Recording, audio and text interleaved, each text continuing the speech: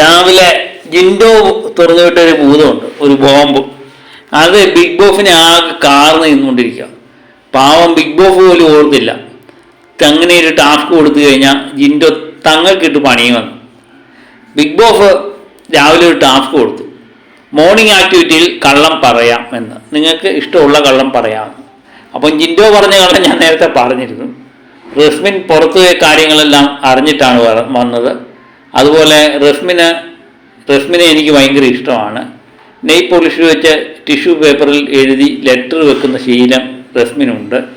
അപ്പം പുറത്തെ കാര്യങ്ങളൊക്കെ അറിഞ്ഞതിന് ശേഷമാണ് വന്നത്. അതുകൊണ്ട് ഫ്രീദു അർജുൻ കോംബോ ഹിറ്റാണ് പുറത്ത്. നമ്മുടെ ജാസ്മിൻ ഗബ്രി കോംബോ അത്ര ശരിയല്ല പുറത്ത് എന്നാണ് ജിൻഡോ പറഞ്ഞത്. ഈ ലെറ്റർ ഞാൻ കണ്ടു എന്നാണ് പറഞ്ഞത്. യഥാർത്ഥത്തിൽ ഇത് സത്യമാണോ കള്ളമാണോ എന്നുള്ള കൺഫ്യൂഷനിലായിപ്പോയി മറ്റു മത്സരാർത്ഥികളെല്ലാം. പലരും അഭിപ്രായം പറയുന്നുണ്ട്, യഥാർത്ഥത്തിൽ അങ്ങനെ നടന്നോ?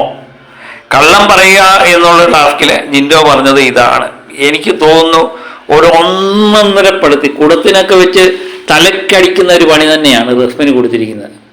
അത് റസ്മിൻ എന്തുമാത്രം അതിൽ നിന്ന് കരകയറുമെന്ന് തന്നെ എനിക്ക് സംശയമാണ്. കാരണം റസ്മിൻ ആകെപ്പാടെ പ്രശ്നമായി. എന്നിട്ട് പറയും മത്സരാർത്ഥികളെല്ലാം തന്നെ സംശയത്തോട് നോക്കുന്നു, പിന്നെ എല്ലാവരും ഇത് സത്യമാണെന്ന് വിചാരിക്കുന്നു എന്നുള്ള രീതിയിലായിപ്പോയി. സത്യം പറഞ്ഞാൽ രശ്മിൻ പറയുന്നത് ബിഗ് ബോസിനോട് പരാതി പറയുന്നു.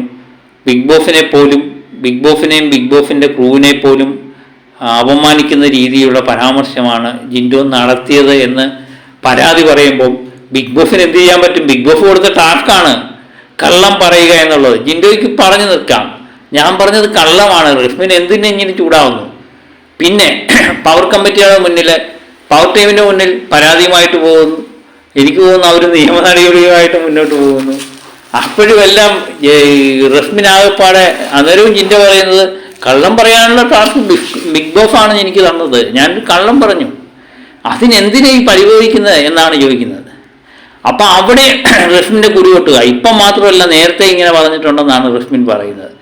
പുറത്തുള്ള ആൾക്കാർ എന്നെപ്പറ്റി എന്ത് കരുതും, അതുപോലെ ബിഗ് ബോസിനെ അവമാനിക്കുന്നതല്ലേ ജിൻഡോയുടെ പരിപാടി എന്നൊക്കെ റസ്മിൻ പറയുന്നുണ്ടെങ്കിലും സത്യം പറഞ്ഞാൽ എന്തു പറയാനാ, ജിൻഡോയുടെ ഈ മാരകമായ ഗെയിം മറ്റു മത്സരാർത്ഥികളെ എല്ലാം കുഴക്കിയിരിക്കുകയാണ്. ഇന്നത്തെ ഒരു കണ്ടന്റ് എന്ന് പറയുന്നത് ഇത് തന്നെയാണ്. അതുപോലെ തന്നെ അർജുനും ഫ്രീദുവിനും പ്രശ്നമായി. ഫ്രീദു ആകപ്പാട് ദേഷ്യപ്പെടുന്നുണ്ട്. ദേഷ്യപ്പെട്ടിട്ട് എന്ത് കാര്യം? ഇതൊരു കള്ളം പറച്ചിലല്ലേ. അതാണ് ഞാൻ പറഞ്ഞത്.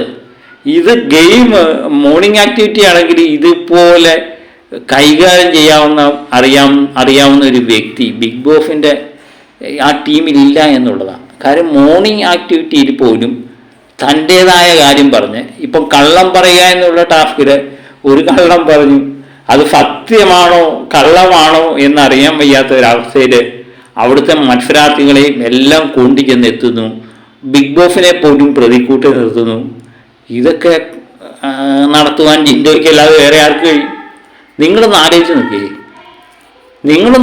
നോക്കിയേ. ബിഗ് ബോസ് തന്നെ പ്രതിക്കൂട്ടിലാകുന്ന ഒരവസ്ഥ. ബിഗ് ബോസ് കൊടുത്തൊരു ടാസ്കിൽ ബിഗ് ബോസിനെ തന്നെ പ്രതിക്കൂട്ടിലാക്കുന്നു. ഇത് സത്യമാണോ കള്ളമാണോ എന്നറിയാൻ വയ്യാത്തൊരു കാര്യം. ഇത് ഒരുപക്ഷെ സത്യമാണെങ്കിൽ പുറത്തെ കാര്യങ്ങൾ ഗബ്രി ജാസ്മിൻ കോംബോ അത്ര ഹിറ്റല്ല എന്ന്, അതുപോലെ അർജുൻ ഫ്രീദു കോംബോ കുഴപ്പമില്ല എന്നും ഈ ജിൻഡോ എങ്ങനെ അറിഞ്ഞു? അവിടെയും പ്രശ്നമില്ലേ? അതാണ് ഈ മാരക ഗെയിം എന്ന് പറയുന്നത്.